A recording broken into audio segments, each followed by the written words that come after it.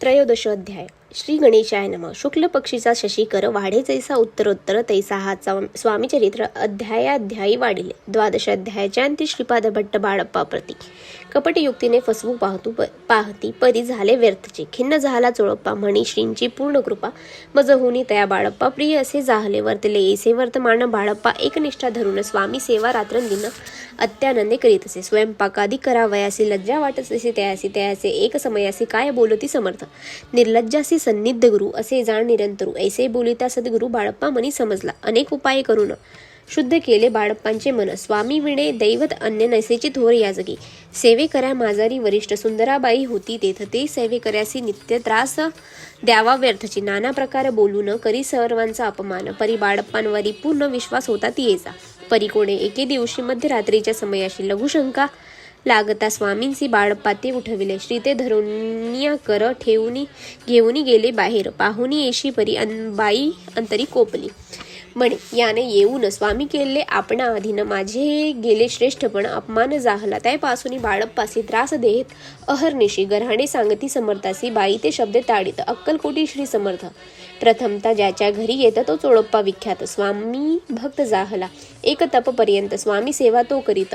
तयाची द्रव्य आशा बहुत असे सांप्रत लागला. दिवाळीचा सण येता राजमंदिरा माझी समर्थ राहिले असता आनंदात वर्तमान वर्तिले. कोण्या भक्त समर्थाशी अर्पिले होते चंद्रहारासी. सणानिमित्त त्या दिवशी अंगावरी घालावा राणीची या मनात विचार येता त्वरित सुंदराबाईशी बोलत. चंद्रहार द्यावा की सुंदराबाई बोलती तो आहे चोळप्पांजवळी. ऐसे ऐकता त्या काळी जमादार पाठविला. गंगूलाल जमादार चोळप्पांजवळी येई सत्वर म्हणे द्यावा हा चंद्रहार. राणी साहेब मागती. चोळप्पा बोले तयासी हार नाही आम्हापासी. बाळप्पा ठेवितो तयासी तुम्ही मागून घ्यावा की. ऐसे ऐकून उत्तर गंगूलाल जमादार बाळप्पांजवळी येऊन सत्वर हार मागू लागला. बाळप्पा बोलले उत्तर आपणासी चंद्रहार तरी परी चोळप्पाचा त्यावर सत्ता असे सर्वस्वे.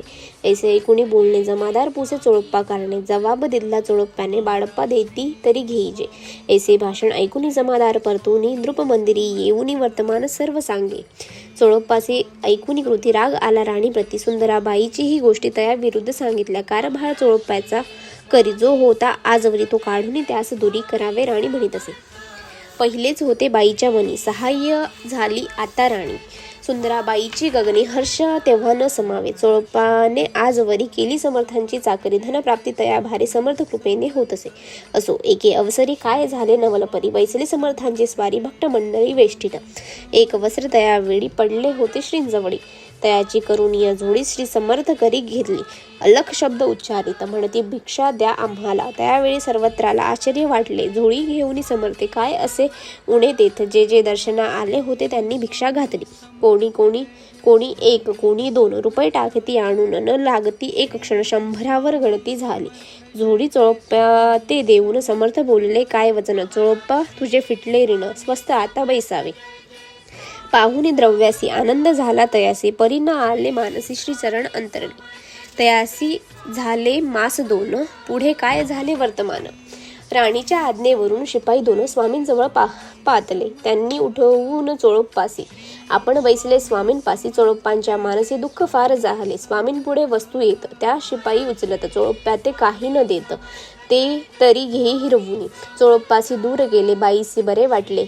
ऐसे काही दिवस गेले. बाळप्पा सेवा करताती. कोणे एके अवसरी सुंदराबाई बाळप्पावरी रागवुनी दृष्टोत्तरी तांडण करी बहुसाळ.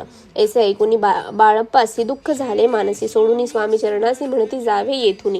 ऐसा केला विचार झाला असता रात्र बाळप्पा गेले बिरहाड्यावर. खिन्न झाले मानसी. आज्ञा समर्थाची घेऊन म्हणती जावे येथून. याकरिता दुसरे दिन समर्थाजवळी पातले.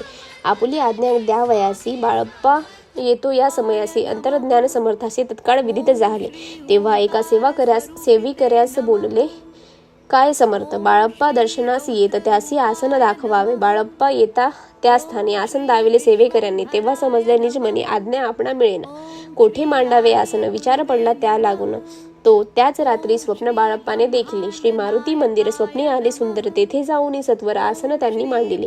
श्री स्वामी समर्थ या मंत्राचा जप करीत एक वेळ दर्शन एक वेळ दर्शना येत हिशेब ठेवीत जपाचा काढून दिले बाळप्पासी आनंद झाला बाईसी गर्व भरे ती कोणासी मानिशी जाहली सुंदराबाई करावे दूर समर्थांचा झाला विचार त्याप्रमाणे चमत्कार करून दाविती जे कोणी दर्शना येती त्यासी बाई द्रव्य मागत धन्य धान्य साठवीत अशा प्रकारे करून बाईची कृत्य दरबारी विदित केली थोर थोरी बाईने राहावे दूरी श्रीचरणांपासून परी राणींची प्रती बाईंवर बहु होती या कारणे कोणाप्रती धैर्य काही होईन अक्कलकोटी त्या अवसरी माधवराव बर्वे कारभारी तयासी हुकुम झाला सत्वरी बाईसी दूर करावे परी राणीस भिवून तैसे न केले त्यांनी समर्थ दर्शनासी एके दिनी कारभारी पातले तयासी बोलती समर्थ कैसा करिता कारभार ऐसे ऐकून या उत्तर बर्वे मनी समजले मग त्यांनी त्याच दिवशी पाठविले फौजदारासी कैद करून या बाईसी आणावे म्हणते सत्वर आज्ञेप्रमाणे सत्वर बाईसी बांधी फौजदार बाई करी शोक फार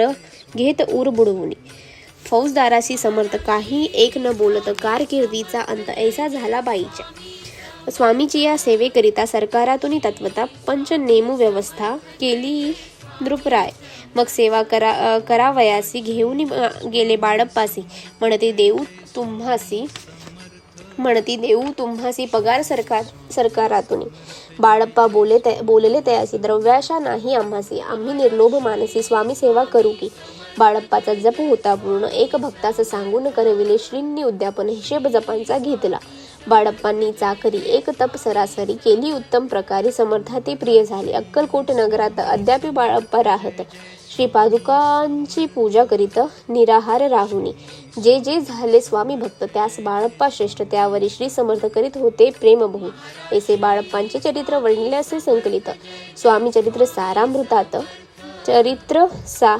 चरित्र सार घेतले दृढ निश्चय आणि भक्ती जैसी सद्गुरु चरणी आसक्ती तैसे येत मोक्ष हाती अन्य साधने व्यर्थची दृढ निश्चयाचे उदाहरण हे चरित्र असे पूर्ण श्रोती होऊन सावधान श्रवणी आदर धरावा उगीच करिता दांभिक भक्ती त्यावरी स्वामी कृपा न करीत स्वभावे जे नमस्कारिती त्यावरी होती कृपाळू पुढले अध्यायी सुंदर कथा ऐका श्रोते देऊनी चित्ता जेणे निवारे सर्व व्यवस्था पापराशी दग्ध होय अक्कलकोट निवासी जय जयाजी स्वामी राया रात्रंदिन तुझ्या पाया